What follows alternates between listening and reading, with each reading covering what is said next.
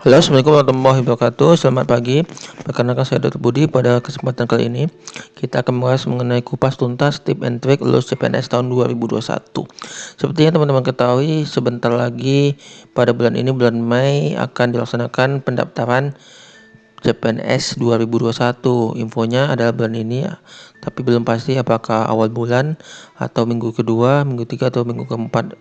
Tinggal tunggu pengumuman dan pembahasan oleh pihak BKN. Di sini untuk menghadapi tes CPNS 2021 ini, teman-teman mesti mempersiapkan bekal dan ilmu untuk menjawab soal tes CPNS. Jadi di sini saya akan mengkumpas tuntas tip and trick untuk lulus CPNS tahun 2021 ini. Jadi ayo kita mulai saja. Tip and trick lulus CPNS 2021 ini juga berlaku untuk CPNS dokter umum. Jadi teman-teman yang mengambil formasi dokter umum baik Pemda maupun itu pusat, pemerintah pusat, itu bisa juga menggunakan tip and trick ini, karena saya juga adalah dokter pada waktu tes CPNS tahun 2019.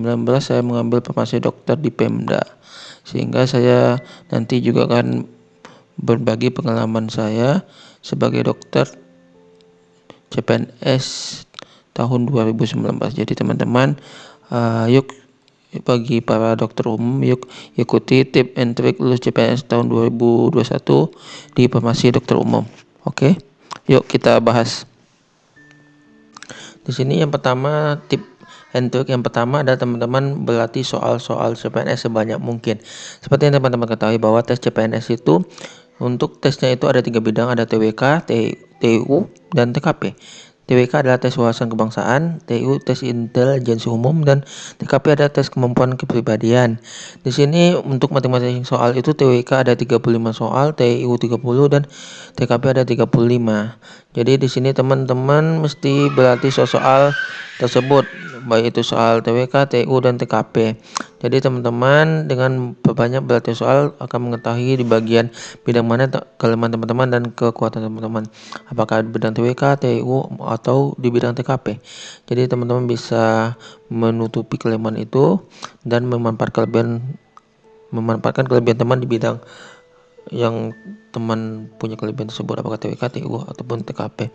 Seperti adapun untuk materi TWK itu biasanya itu materinya itu mengenai Pancasila, mengenai Undang-Undang 945, mengenai Negara Republik Indonesia, Negara Kesatuan NKRI, kemudian mengenai Bhinneka Tunggal Ika, kemudian mengenai demokrasi Indonesia. Jadi bahannya lumayan banyak. Kemudian saya lanjutkan ya.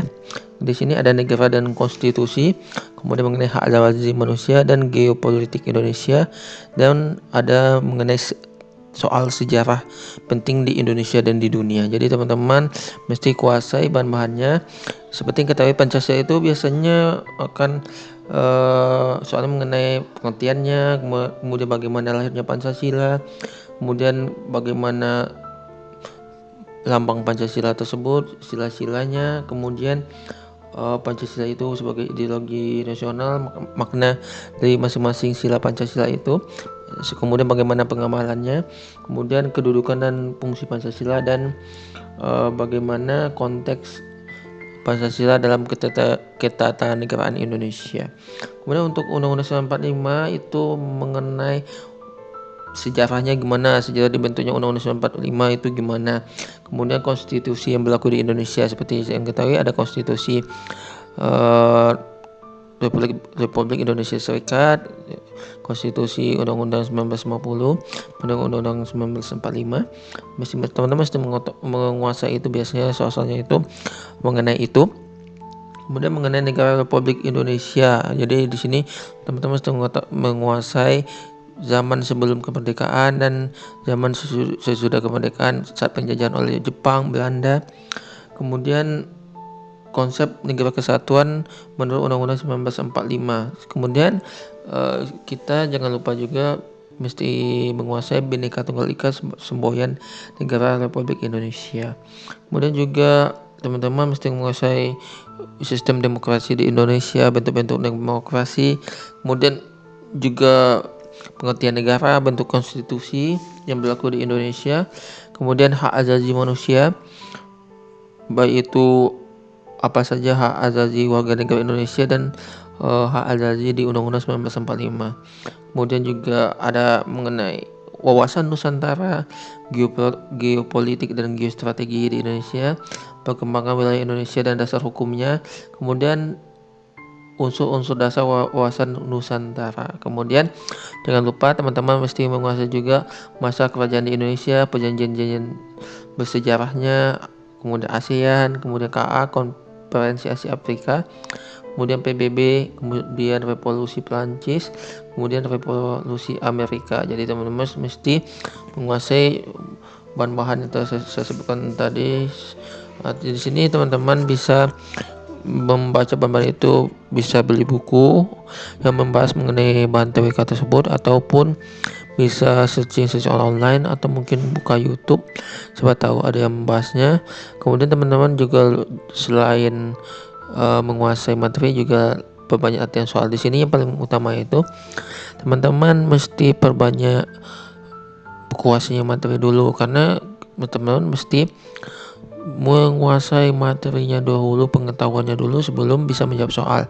Jangan pula kebalik ya teman-teman, jangan pula teman-teman bahas sebanyak-banyak soal kemudian materinya tidak kuasai, karena pada CPNS itu, tes CPNS itu tahun ke tahun itu soalnya tidak pernah sama bunyinya atau jawabannya. Yang sama itu adalah temanya, materinya, teorinya. Jadi kalau kita bisa menguasai teorinya dari A sampai Z, apapun soal, apapun pertanyaan pasti kita bisa jawab, sehingga teman-teman bisa mendapatkan nilai yang sempurna, yaitu kalau soal TWK 35 kali 5. Jadi teman-teman kalau bisa menjawab semua soal dan mendapat nilai sempurna 175. Kemudian untuk soal selanjutnya itu adalah tes kemampuan intelijensi umum.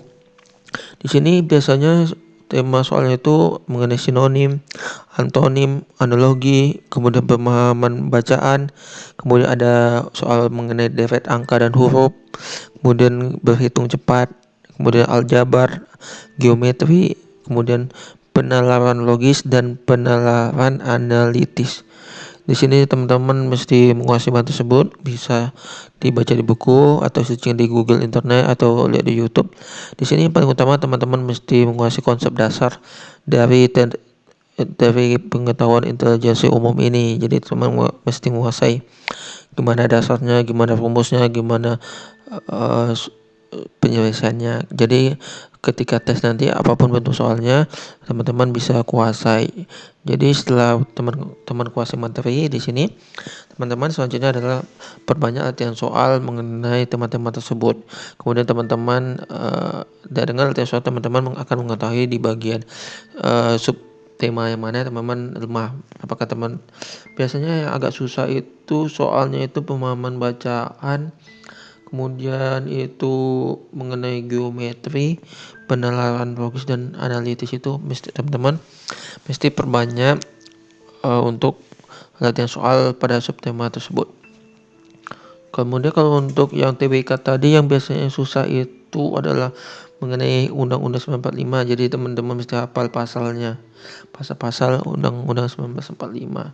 Itu biasanya banyak ditanya mengenai bunyi pasalnya, baik yang sebelum dilakukan perubahan ataupun yang sebelum dilakukan perubahan, baik yang sesudah amandemen ataupun sebelum amandemen.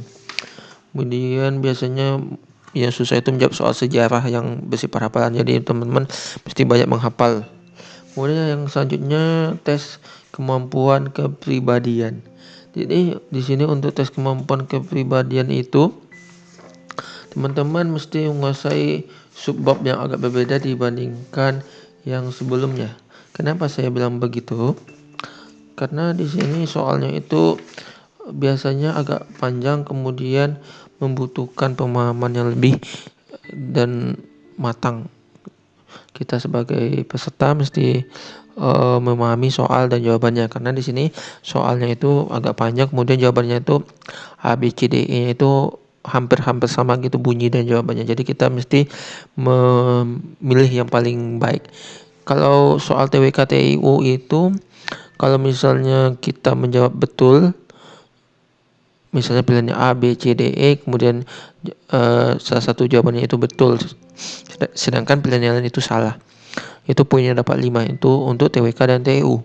Tapi kalau misalnya untuk TKP ini pilihannya 5 A, B, C, D, E, tapi masing jawaban tadi ada dapat poin 1 sampai 5. Jadi di sini kita memilih jawaban yang poinnya ada 5. Di sini ada pun tema untuk tes kemampuan pribadi itu ada mengenai integritas diri, kemudian semangat berprestasi, kemudian kreativitas dan inovasi, kemudian orientasi pada pelayanan, kemudian orientasi pada orang lain, kemampuan beradaptasi, kemampuan mengendalikan diri, kemampuan bekerja mandiri dan tuntas, kemauan dan kemampuan belajar berkelanjutan, kemauan bekerja sama dalam kelompok, dan kemampuan menggerakkan dan mengkoordinir orang lain. Jadi ini adalah kemampuan-kemampuan yang kita wajib miliki sebagai ASN, baik itu CPNS maupun P3K. Jadi teman-teman mesti mengetahui konsep dasarnya dulu mengenai subtema 11 subtema tadi, itu penjelasan pengertiannya gimana, sehingga teman-teman ketika dihadapkan pada soal apapun bentuk soalnya teman-teman bisa jawab. Jadi setelah memahami materi konsepnya, teman-teman bisa memperbanyak latihan soal untuk menguji pemahaman teman-teman. Jadi intinya berarti soal sebanyak-banyaknya.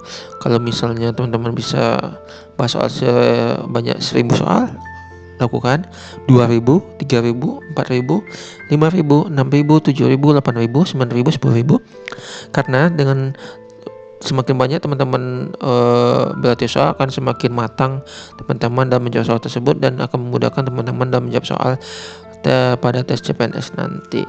Karena kalau teman-teman mau lebih tinggi nilainya, tentu teman-teman usaha dan pengorbanannya mesti lebih dibandingkan yang lain. Ingat pepatah, manjada wajada, siapa yang bersungguh-sungguh akan berhasil. Jadi siapa yang usahanya lebih dibanding lain, biasanya dia akan mendapatkan nilai yang lebih tinggi. Kemudian setelah membahas soal itu, teman-teman juga mesti mengenali kisi-kisi dan materi CPNS.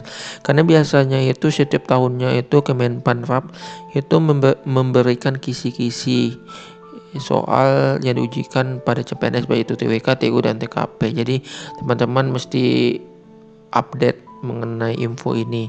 Itu biasanya diumumkan di websitenya, baik itu website Kemenpan maupun website BKN. Jadi teman-teman nanti fokus untuk mempelajari materi dari kisi-kisi dan juga latihan soal dari kisi-kisi.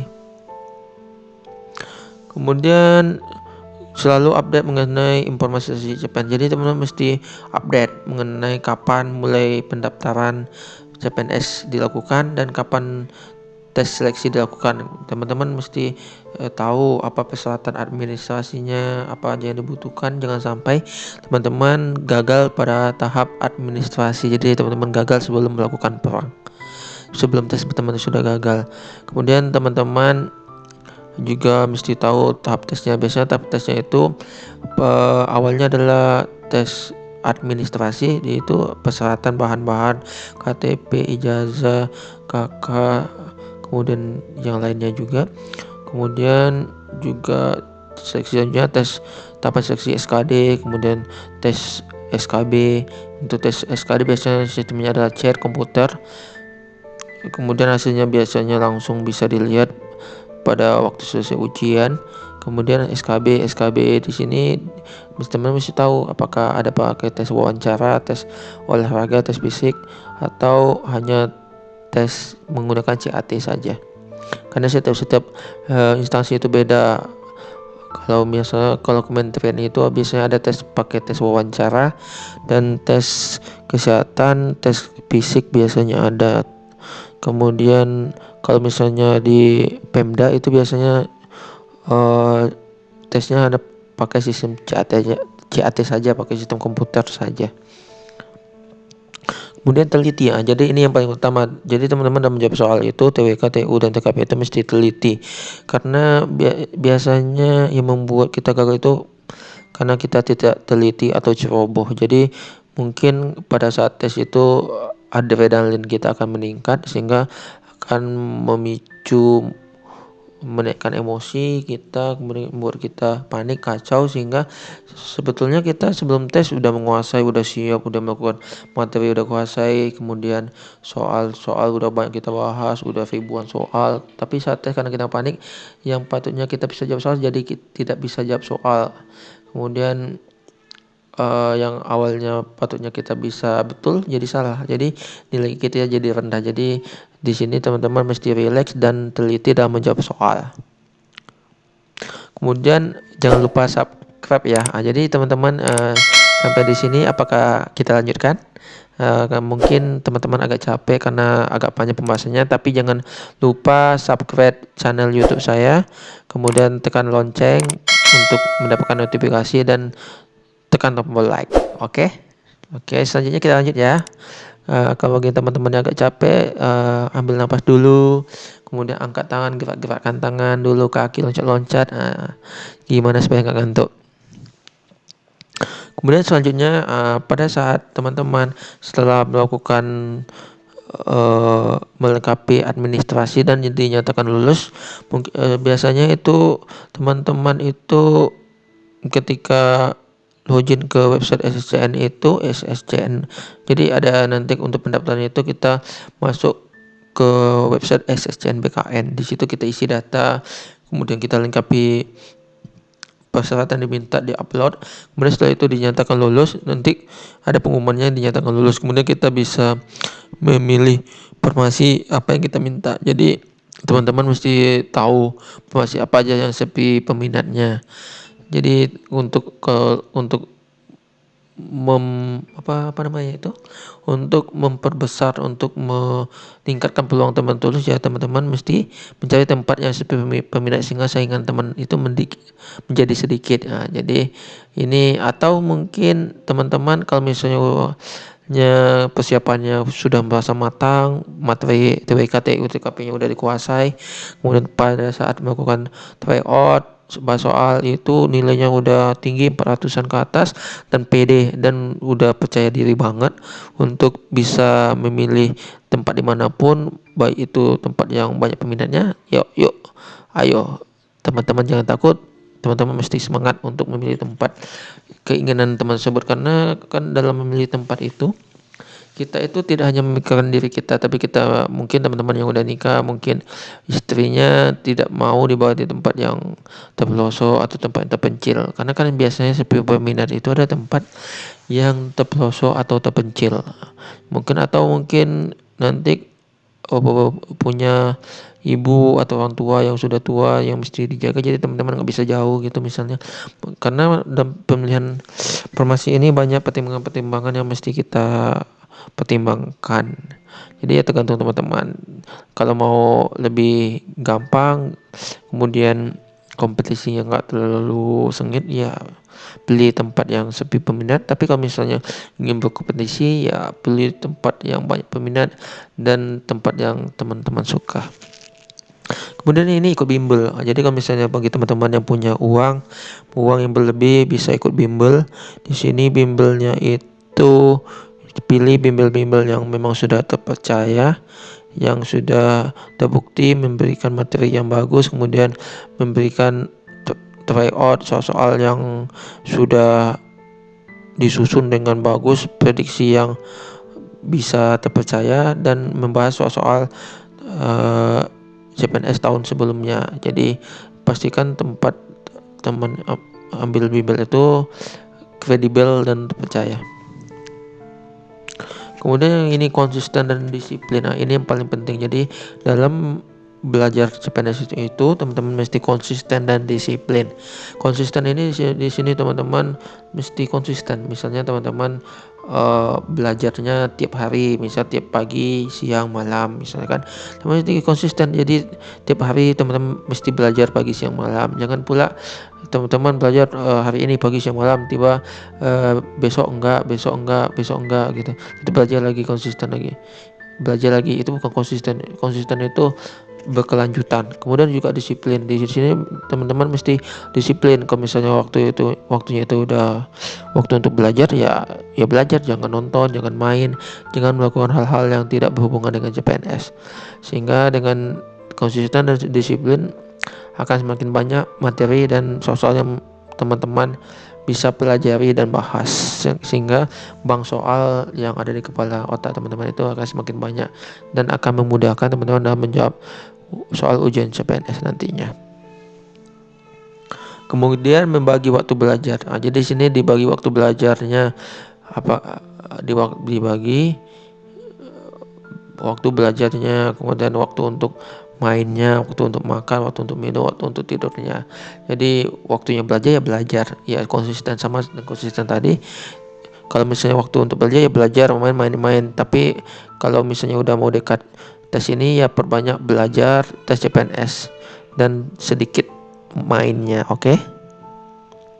Kemudian sebelum ini yang paling penting, teman-teman mesti memahami kondisi lokasi tes. Jadi teman-teman pada saat tes nanti itu sebelum tes H-1 atau H-1 lah, teman-teman mesti tahu lokasinya di mana gitu. Jadi jangan pula nanti pas pagi-paginya pas waktu ujiannya itu teman-teman kasak kusuk ke sana ke sini untuk mencari lokasi. Jadi supaya teman-teman tidak panik dan tidak kasak kusuk, jadi teman-teman H-1 sudah mesti tahu lokasi tes. Jadi pada saat menghadapi tes itu teman-teman sudah dalam kondisi tenang dan rileks dan santai. Jadi saat menjawab soal itu apa yang teman-teman telah pelajari jauh hari sebelumnya itu bisa teman-teman keluarkan, bisa teman-teman aplikasikan dalam menjawab soal tes nantinya. Jadi saya jangan sampai kasak kusuk ya. Kemudian disiapkan semuanya sebelum berangkat, makan dulu, kemudian bajunya, ikat pinggangnya, kemudian celananya, baju biasa pakai baju hitam putih, pakai sepatu hitam. Kalau untuk cewek pakai jilbab hitam biasanya untuk tesnya. Jadi dipersiapkan semua. Kemudian tak usah bawa pena, pensil atau kertas untuk coret-coret karena sudah disediakan oleh panitia biasanya. Yang paling penting itu bawa kartu ujian dan KTP. Wah ini jadi pada saat tes itu kerjakan dengan tenang, jangan panik ya. Kalau misalnya teman sudah belajar jauh-jauh hari, sudah banyak bekal ya, insya Allah teman-teman bisa menjawab soal itu dengan baik dan sempurna. Jangan-jangan teman-teman bisa dapat nilai sempurna 500. Kemudian selain kita melakukan usaha di dunia, jangan lupa juga kita mesti tawakal kepada Allah dan juga berdoa dan meminta restu orang tua. Jadi kita sebelum tes itu telepon orang tua, kita minta restu dan doanya supaya kita dimudahkan dalam menjawab soal ujian dan diluluskan passing grade dan mendapatkan nilai yang paling tinggi di formasi yang kita ambil sehingga kita bisa lulus tes SKD untuk bisa melanjutkan ke tes tahap selanjutnya SKB. Kemudian pada tahap tes SKB kita juga kita mesti melakukan persiapan untuk tes SKB sesuai dengan bidang kita masing-masing. Setelah kita melakukan persiapan, membaca materi waktu kita kuliah dulu, waktu kita belajar dulu di bidang profesi kita masing-masing. Kemudian perbanyak juga latihan soal. Setelah kita usaha, kita juga mesti banyak berdoa dan meminta restu orang tua. Minta doanya supaya diluluskan tes SKB sehingga ketika SKD kita tinggi, SKB kita kini, tentu kita akan menjadi peserta yang diberkahi dan dianugerahkan kelulusan CPNS tahun 2021. Oke, semangat. Ya, itulah yang teman-teman tunggu-tunggu dan saat yang membahagiakan bagi diri teman-teman, bagi keluarga dan orang tua. Kemudian berdasarkan pengalaman saya mengikuti CPNS tahun 2019, di sini yang paling penting itu kita mesti berusaha. Saya mengambil di formasi Pemda itu dokter umum. Di situ saya pada waktu melakukan persiapan itu saya untuk SKD-nya itu saya sampai tes 3 kali. Jadi tes 3 kali itu yang pertama pada tes tahun 2017 saya tidak lulus. Di sini kesalahan yang saya lakukan karena saya menganggap bahwa tes CPNS itu yang SKD itu adalah pengetahuan umum. Jadi saya sangka soalnya itu mudah-mudah pengetahuan umum kan. Jadi saya tes TWK, TU, TKP. Pas TWK-nya nilai saya rendah karena saya tidak sempat belajar dan menghafal materi-materi TWK. Kalau untuk TWIU-nya agak tinggi gitu kan, karena sebelumnya saya udah biasa gitu waktu SD, SMP, SMA itu lumayan tinggi nilai matematikanya sih, bahkan juara di kelas. Jadi itu masih ingat lah, masih bisa. Kemudian yang TKP-nya lumayan bisa jawab karena pada waktu itu soalnya TKP-nya masih agak simpel-simpel, tapi karena TWK-nya rendah sehingga saya tidak lulus. Kemudian tahun 2018 saya sudah mulai menyadari kekurangan saya, kelemahan saya. Jadi saya mulailah beli buku tes CPNS. Di sini pada tes 2017 itu saya kalau tidak salah ada beli 3 buku tes CPNS, buku persiapan CPNS, tapi saya nggak terlalu pelajari karena saya anggap remeh tes CPNS ini. Kemudian pada tahun 2018 saya mulai sadar, jadi saya beli 3 buku lagi. Jadi buku saya menjadi ada 6 buku tes bimbel CPNS, yang mungkin 6 buku itu satu buku biasanya 1000 soal, jadi 6 buku 6000 soal. Di sini saya mulai bersungguh-sungguh pagi, siang, malam. Kemudian 2 minggu sebelumnya 2 minggu salah 3 bulan sebelumnya maksudnya, itu saya sudah mulai belajar beberapa soal TWK, TU, TKP. Kemudian pada saat tes di sini alhamdulillah saya mendapatkan nilai yang paling tinggi di kabupaten saya. Saya dapatkan nilai total 380 untuk SKD-nya. Tetapi pada saat itu soal TKP-nya itu agak susah. Jadi kemudian passing grade-nya tinggi 143, sedangkan nilai saya saat itu cuman 138, jadi kurang 4 soal. Kemudian pada saat itu kan ada karena banyak yang tidak lulus TKP, jadi untuk kelulusan itu kan diambil dari nilainya yang paling tinggi ya pada waktu itu. Tapi karena di tempat saya ambil formasi sudah ada yang lulus TKP-nya, jadi saya nggak bisa maju ke tahap selanjutnya. Yaitu saya sangat kecewa sekali pada saat itu. Kemudian pada tahun 2019 saya ikut lagi tes CPNS. Di sini saya beli 3 buku lagi. Jadi di sini saya ada punya 9 buku. Jadi 9.000 soal saya bahas. Saya persiapkan 3 bulan sebelumnya juga. Kemudian saya pelajari soal-soalnya TWK, TU, TKP. Kemudian di sini saya lebih fokus ke bagian TKP, di bagian yang saya gagal. Kemudian saya juga ditambah juga belajar juga lihat di YouTube. Kemudian belajar juga di internet. Kemudian bahas soal juga, mungkin saya ada bahas soal mungkin sudah 10 ribuan soal mungkin. Kemudian alhamdulillah pada tahun 2019 saya mendapatkan nilai yang lumayan tinggi, 400-an nilai saya alhamdulillah. Kemudian pada tes jadi di tempat saya formasi ambil, saya nilainya yang paling tinggi di tempat saya itu. Kemudian pada tes SKB di sini saya juga belajar. Di sini SKB kan bidang kesehatan gitu. Jadi bidang kesehatan jadi kan untuk dokter itu ada dibagi 2. Dia kan jumlah soal 100 soal. Jadi dibagi 2, 30 soal kesehatan umum dan 70 bidang kedokteran. Jadi kalau misalnya tenaga kesehatan itu memang ada 3 tesnya, itu ada 30 soal gitu untuk kesehatan umum, sedangkan 70 soal itu sesuai kemampuan, sesuai dengan profesi masing-masing. Kalau misalnya untuk dokter ya soal mengenai kedokteran, kebidan soal kebidanan, perawat soal keperawatan, apoteker ya soal mengenai apoteker, atau soal mengenai analis kesehatan soal mengenai analis kesehatan masyarakat mengenai kesehatan masyarakat, dan profesi kesehatan lainnya soal 70 itu sesuai dengan profesinya masing-masing. Tapi 30 soal awal adalah bidang kesehatan. Di sini saya belajar sungguh-sungguh, pelajari buku-buku soal-soal kedokteran yang dulu saya punya pada ujian kompetensi. Kemudian juga saya pengetahuan umum itu mengenai kesehatan umum yang bisa dibaca-baca mengenai pengetahuan kesehatan umum Puskesmas. Alhamdulillah pada saat itu saya bekerja di Puskesmas sehingga saya punya bekal gitu untuk menjawab soal kesehatan umum yang berhubungan dengan Puskesmas, karena soalnya kebanyakan mengenai program Puskesmas dan soal mengenai Puskesmas, promosi kesehatan dan yang lainnya. Jadi alhamdulillah pada atas SKB tersebut saya mendapatkan nilai yang paling tinggi juga.